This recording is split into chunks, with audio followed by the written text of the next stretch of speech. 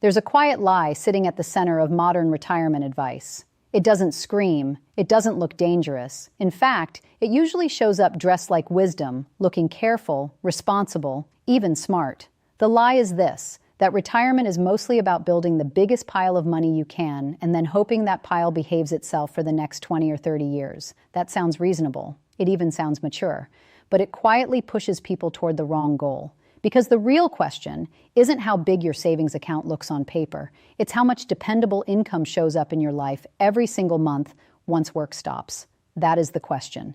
That is the pressure point. That is the thing that decides whether you sleep well or stare at the ceiling at 2 in the morning. Before we continue, if you haven't hit that subscribe button yet, this would be a really good time to do it. Imagine walking onto a car lot. Every vehicle has a sticker price sitting there in plain sight, bold, official, and slightly intimidating. It looks final. It looks like the number you are supposed to fixate on. But anybody who has bought a car knows the sticker price is not the whole story. What matters is what you actually pay, what the payment does to your monthly budget, what the insurance costs, what the gas costs, and whether owning that car creates freedom or stress. Retirement works the same way. The giant number gets all the attention, but the monthly reality is what determines your life. You may already have what people with millions are searching for. Not the bragging rights, not the flashy statement balance. I mean something deeper. I mean enough dependable income to support your life without forcing you into a constant state of fear. Let me tell you about Karen and Linda. Karen is 65. She spent most of her career as a public school teacher. She lives in a modest, paid-off house, drives a 12-year-old car, and has about $268,000 saved between her retirement accounts and cash. Linda is 67. She worked in corporate management, earned much more for most of her life, and built a portfolio of around $940,000. She lives in a beautiful city apartment, still has a mortgage, and keeps a close eye on the market every single day. Karen gets a teacher's pension. It is not huge, but it is steady. She also waited until her full retirement age to claim Social Security, so her monthly check is solid. Between those two income sources, a big part of her basic life is covered before she touches a dollar of savings. Linda, on the other hand, has no pension. She claimed Social Security early at 62 because she was tired, burned out, and wanted relief. Her benefit is permanently smaller because of that early decision. Most of her retirement lifestyle depends on pulling money from her portfolio and hoping the market cooperates. So Karen, with far less saved, sleeps better. She buys groceries without a knot in her stomach. She visits her granddaughter without mentally calculating every tank of gas. She is careful, yes, but she is calm. Her money supports her life quietly in the background. Linda checks her balance all the time. When the market drops, even for a few weeks, her mood drops with it. She worries about how long the money will last. She hesitates before making plans. She feels successful on paper and uneasy in practice. That contrast matters more than most people realize. It's not about who has more saved. It's about who has more certainty. And certainty is one of the most valuable assets in retirement, even though it never gets talked about enough. You cannot always see it on a statement, but you can feel it in your chest the moment a bill arrives. Here's something to think about. If you found out today that you're actually on track, how would that change your week? Think of retirement in two piles, not one giant pile, two distinct piles. Pile 1 is income that shows up whether the market is smiling or frowning. Pile 2 is savings, the money you can draw from when needed, invest, protect, or spend with intention. Most people spend their entire working life obsessing over Pile 2 while barely understanding Pile 1. But Pile 1 is often the foundation. Social Security, pensions, annuities in some cases, part-time work if you want it, rental income if you have it. Those are the cash flows that quietly hold the house up. Think of it this way. Your income floor is like the foundation of a house. Strong, underground, mostly invisible, but holding everything up. Your savings are more like the furniture. Furniture matters. It shapes comfort. It affects quality of life. But if the foundation is weak, the nicest furniture in the world will not make the house feel safe. This is where a lot of retirement conversations quietly go wrong. They begin with the wrong scoreboard. People ask, how much have I saved? That is not a bad question, but it is incomplete. The real question isn't how much have you accumulated. It's how much of your life can be supported by dependable income before you ever touch your savings. That question changes everything, because maybe you do not need $1 million to retire with dignity. Maybe you need enough guaranteed income to cover your core expenses, plus enough savings to give you room for joy, resilience, and flexibility. That target might be much lower, or it might be higher, but at least it is real.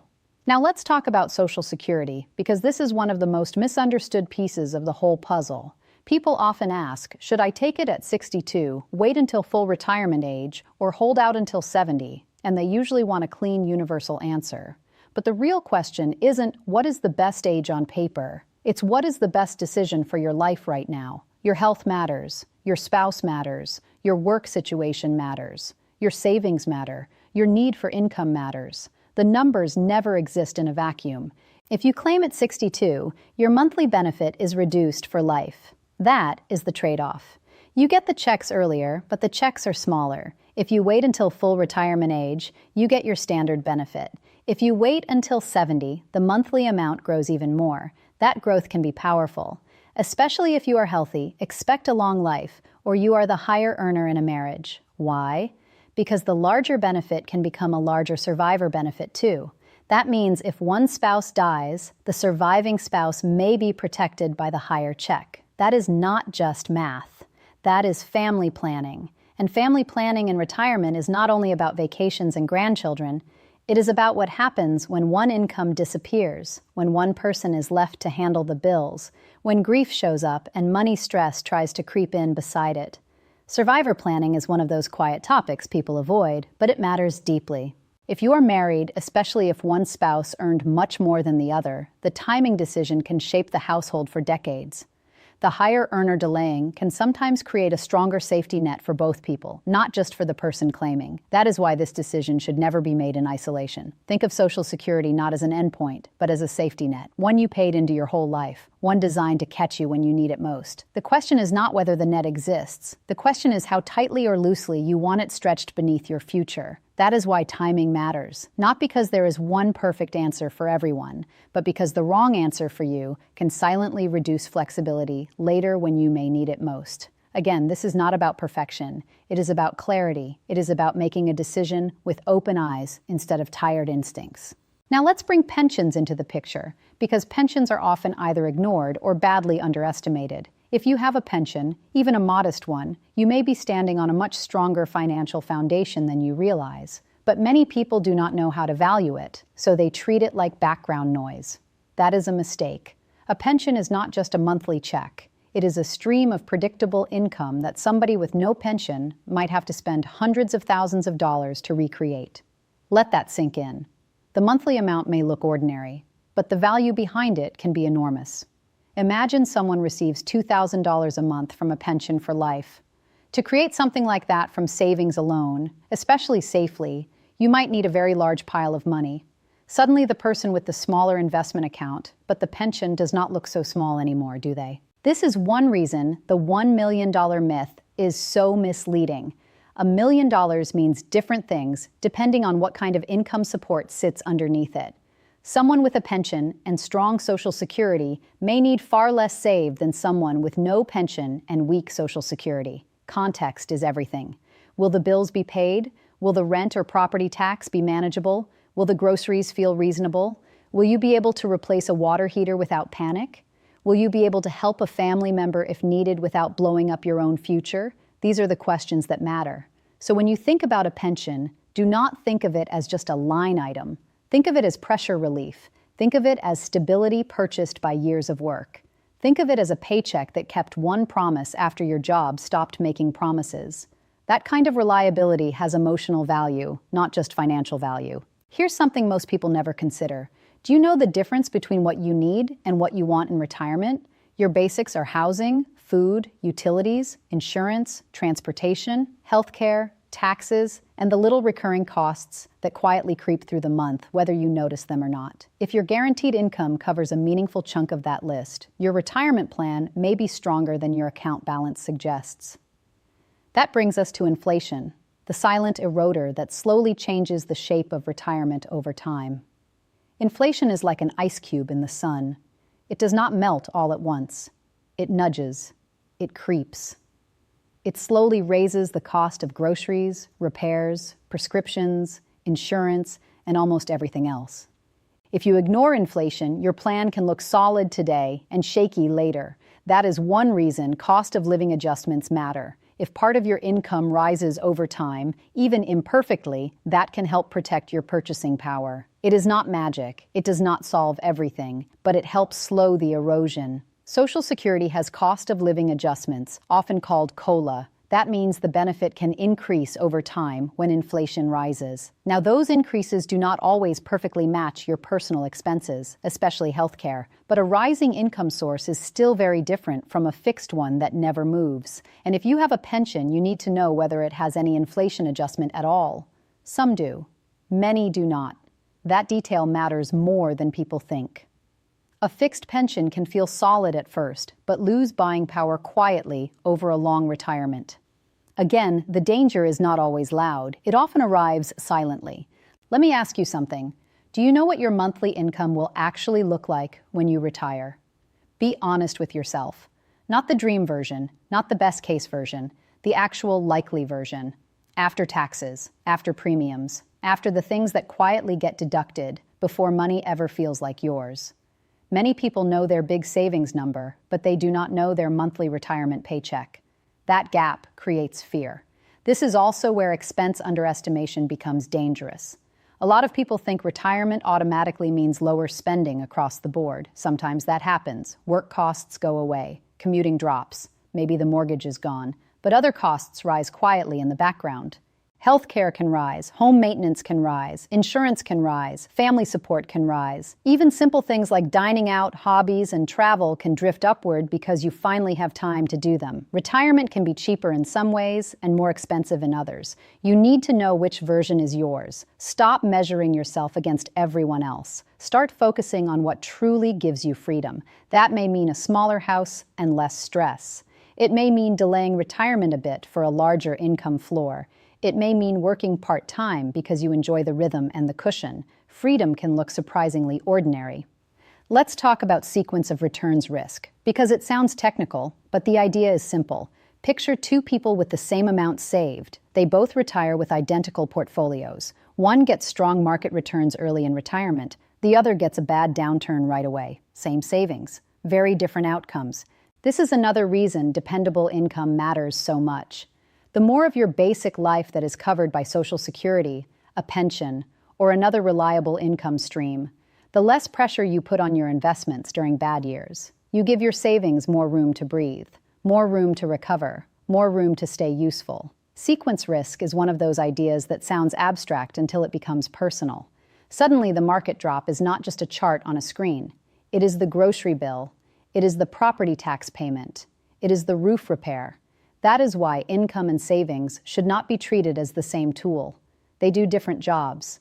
Your portfolio is best used as support, flexibility, and growth. Your income floor is best used as protection and stability. When people confuse those roles, retirement feels shakier than it needs to. When they understand those roles, even moderate savings can start to feel much more powerful. I want to know, have you ever felt like you were doing everything right, but still felt behind? You are not alone. A lot of responsible people feel that way.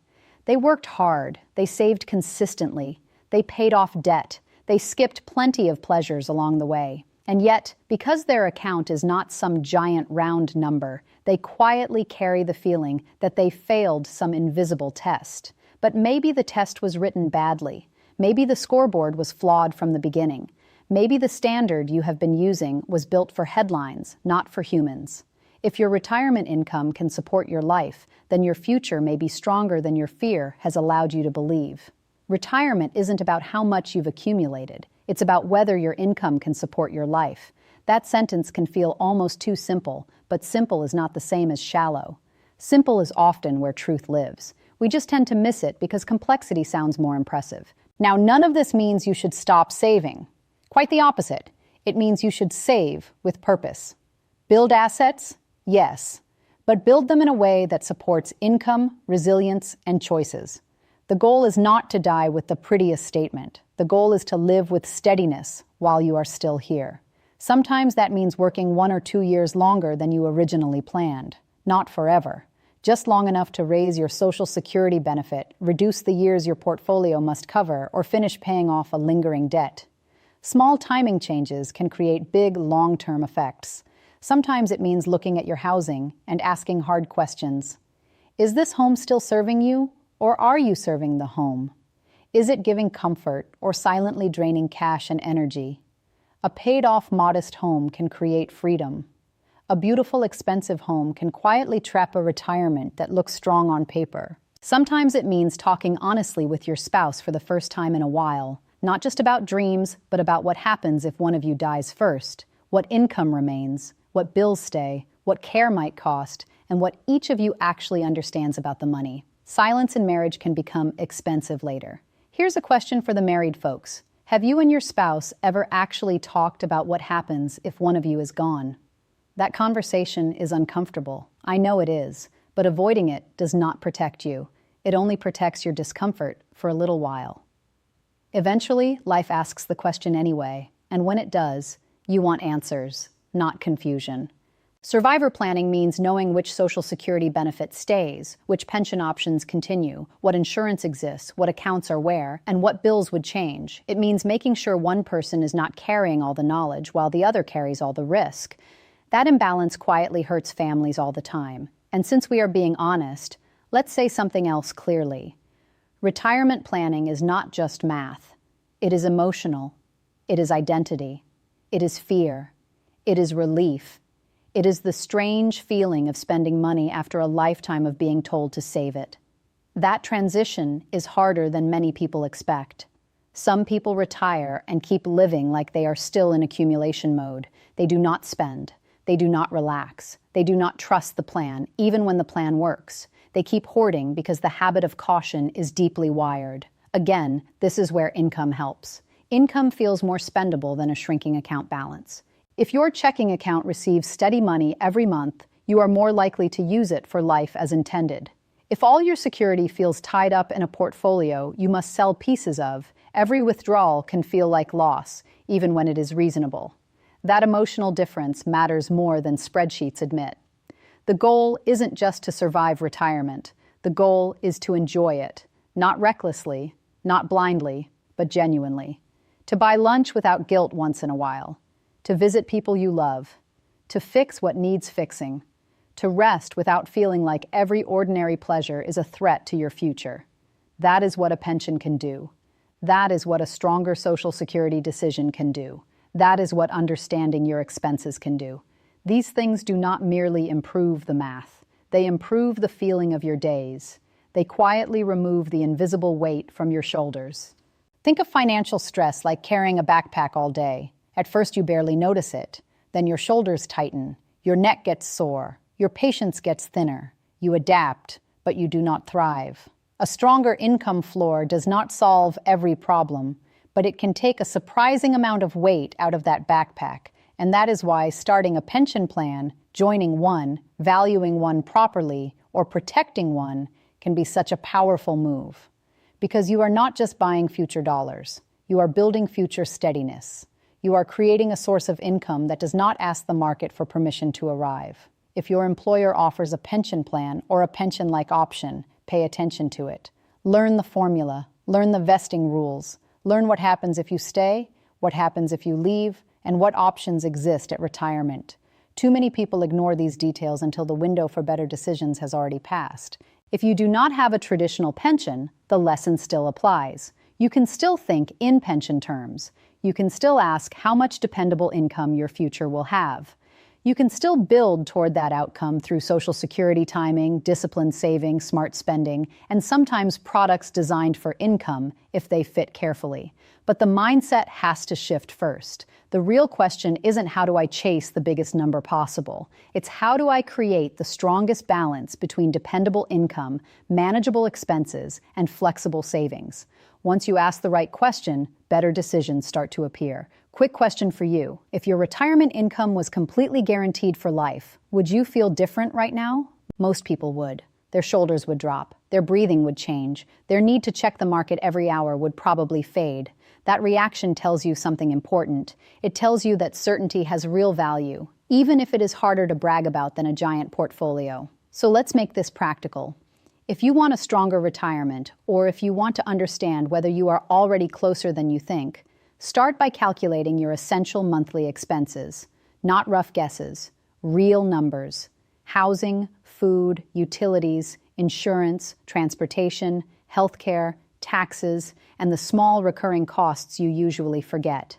Then map your dependable income sources against those essentials. Social Security at different claiming ages, pension income if you have it, any part-time income you realistically expect, any other reliable source. Do not assume. Look it up. Get the actual numbers. Estimates are useful. Reality is better. Next, separate your needs from your wants. Do not do this to shrink your life. Do it to understand your life. When you know what must be covered and what is optional, you stop treating every dollar the same way. That gives you more control, more creativity, and often more confidence. After that, stress test the plan. What if inflation stays stubborn for a while? What if the market drops early? What if one spouse dies first? What if healthcare costs rise faster than expected? You are not being negative by asking those questions. You are being honest, and honesty is how strong plans are built. Then review your claiming strategy. If you are not yet taking Social Security, compare the long-term trade-offs of 62, full retirement age, and 70. If you are married, especially look at survivor effects. A bigger check for the higher earner can mean more protection for the household later. And finally, value any pension correctly. Do not dismiss it because the monthly amount looks ordinary. That ordinary check may be doing extraordinary work in your plan. It may be the difference between withdrawing aggressively from savings and letting your investments support you more gently over time. Here's the thing. People start pension plans or finally take them seriously when they realize retirement is not a contest. It is not about winning a number race against strangers. It is about building a life that keeps working when your job no longer does. A pension helps with that because it turns abstract savings pressure into concrete monthly support. It narrows the gap between uncertainty and predictability. It gives structure to the future. And structure is what turns fear into something manageable. For some of you, the reason to start today is simple. Time still matters. Every year you wait may reduce the benefit you could have built, the service credits you could have earned, or the options you could have preserved. Delay is expensive in ways that are not always obvious right away. For others, the reason is emotional. You are tired of feeling behind, tired of watching headlines tell you that you are not enough, tired of carrying retirement as a vague cloud of worry instead of a plan you can actually see. A pension mindset brings shape to that fog. And for some of you, the reason is your spouse, your future self, or the people who may one day depend on you. A stronger income floor does not just help the person earning it. It can protect a household. It can soften widowhood. It can reduce the chance that someone you love is forced into rushed decisions later. Numbers matter, but how you feel about those numbers, that matters just as much. If all your numbers create is stress, then you do not yet have a plan.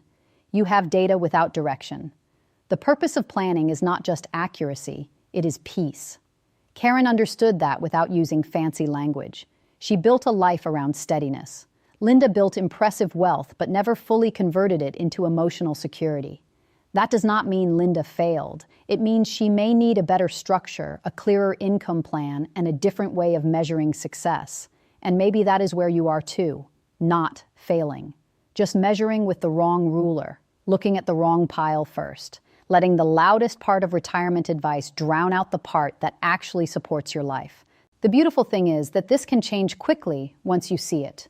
You can start asking better questions today. You can review your pension options today. You can check your Social Security estimate today. You can talk to your spouse today. You can total your essential expenses today. Clarity does not always require years. Sometimes it begins in an afternoon. If the system only rewards you with almost enough, you will spend your entire life chasing more. But if you understand your numbers, if you build your income, if you define your life on your terms, you do not chase anymore. You decide. And that is the shift from fear to clarity, from chasing to choosing, from not enough to enough. If this video made you think differently about your retirement, subscribe. The next one goes even deeper.